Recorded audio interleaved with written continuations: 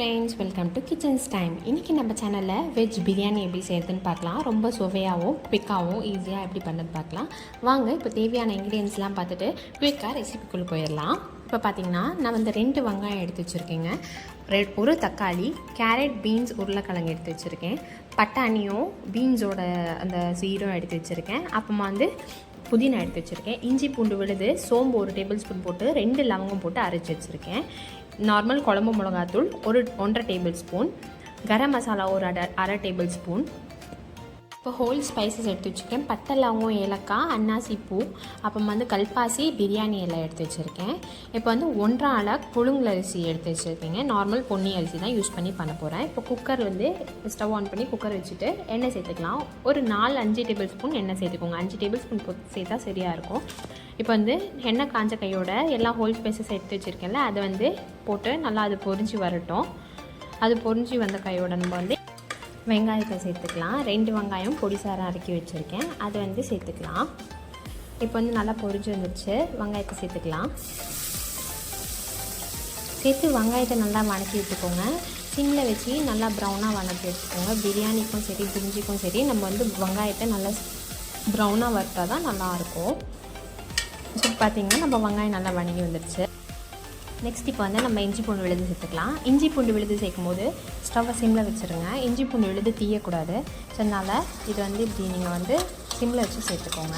இது கூட இப்போ வந்து பார்த்திங்கன்னா நான் வந்து இஞ்சி பூண்டு விழுது கூட சோம்பு ஒரு அரை டேபிள் ஸ்பூனும் 2 லவங்கமும் போட்டு நல்லா அரைச்சி எடுத்துருக்கேன். இந்த மாதிரி செஞ்சு பாருங்கள், ரொம்ப சூப்பராகவே இருக்கும். இப்போ பார்த்திங்கன்னா நம்மளோட இஞ்சி பூண்டு விழுது நல்லா வணங்கி வந்துடுச்சு. இப்போ நெக்ஸ்ட் பார்த்திங்கன்னா நான் தக்காளி போட்டுக்க போகிறேன். தக்காளி சேர்த்துக்கலாம். நான் ஒரு தக்காளி எடுத்து வச்சுருக்கேன். ஒரு தக்காளி மட்டும் போட்டால் போதும். அதையும் நல்லா வணக்கிக்கோங்க. தக்காளி நல்லா மசிஞ்ச மாதிரி ஆகணுங்க, அப்போ தான் சரியாக இருக்கும். நல்லா வணக்கி விட்டுக்கோங்க. இப்போ தக்காளி நல்லா மசிஞ்சு வந்துடுச்சு. இப்போ நெக்ஸ்ட் நம்ம வந்து காய்கறி சேர்த்துக்கலாம். நான் எல்லா காய்கறியும் எடுத்து வச்சுருக்கேன். கேரட், பீன்ஸு, உருளைக்கிழங்கு, அப்புறம் வந்து பட்டாணி, அப்புறமா பீன்ஸில் ஒரு விதை இருக்கும், அதையும் எடுத்து வச்சுருக்கேன். உங்களுக்கு தேவையான காயெல்லாம் நீங்கள் சேர்த்துக்கலாம். காலிஃப்ளவர் கூட சேர்த்துக்கலாம். நான் வந்து இது வரையும் மட்டும்தான் சேர்த்து செய்கிறேன். இன்றைக்கி நல்லா கலந்து விட்டுக்கோங்க. நல்லா கலந்து விட்டு நெக்ஸ்ட் வந்து நம்ம மசாலா சேர்த்துக்கலாம். இப்போ வந்து நான் நார்மலாக குழம்புக்கு யூஸ் பண்ணுறோம்ல, அந்த குழம்பு மிளகாத்தூள் 1.5 டேபிள் ஸ்பூன் எடுத்து வச்சுருக்கேன், அதை போட்டுக்கலாம். கரம் மசாலா ஒரு அரை டேபிள் ஸ்பூன், மஞ்சள் தூள் ஒரு 1/4 டேபிள் ஸ்பூன் போட்டுக்கலாம். போட்டு இதையும் நல்லா மிக்ஸ் பண்ணி விட்டுக்கோங்க. இதோட ரா ஸ்மெல் போகணும். எண்ணெயில் நல்லா வணங்கி வந்துடுச்சுன்னா அந்த ரா ஸ்மெல் போயிடும். இப்போ வந்து நல்லா வணக்கி விட்டுக்கோங்க.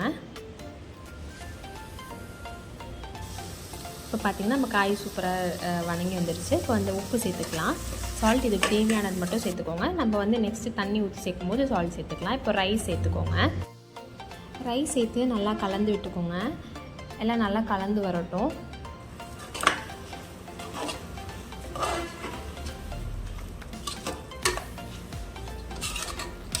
நல்லா கலந்து விட்ட கையோட நான் கொத்தமல்லியும் புதினாவும் எடுத்து வச்சுருக்கேங்க, ஒரு கொத்து, அதுவும் சேர்த்துக்கலாம். அதுவும் சேர்த்துட்டு நெக்ஸ்ட் வந்து நான் வந்து ரைஸ் குக் பண்ணுறதுக்கு தேவையான அளவு தண்ணி சேர்த்துக்க போகிறேன். இப்போ வந்து நான் 1.5 அலகு ரைஸ் எடுத்துருக்கேன், அதனால் 3 அலகு தண்ணி ஊற்ற போகிறேன். 1:2 ரேஷியோ தான். ஒரு அலகு ரைஸ் எடுத்திங்கன்னா 1 அலகு தண்ணி எக்ஸ்ட்ரா ஊற்றணும். இப்போ வந்து நான் 1.5 அலகு எடுத்துருக்கிறதால 3 அலகு தண்ணி ஊற்றிக்கிறேன்.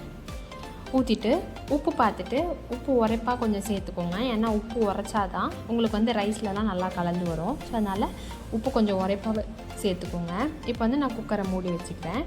பார்த்திங்கன்னா 2 விசில் எடுத்திருக்கேன். நம்ம வெஜ் பிரியாணி ரொம்ப சூப்பராக ரெடியாக இருக்குது. இப்போ வந்து நான் இது கூட 2 டேபிள் ஸ்பூன் நெய் விட்டு அப்புறமா வந்து நல்லா கலந்து விட்டுக்க போகிறேங்க. உதிர்ந்தா போல் கலந்து விட்டுக்கோங்க.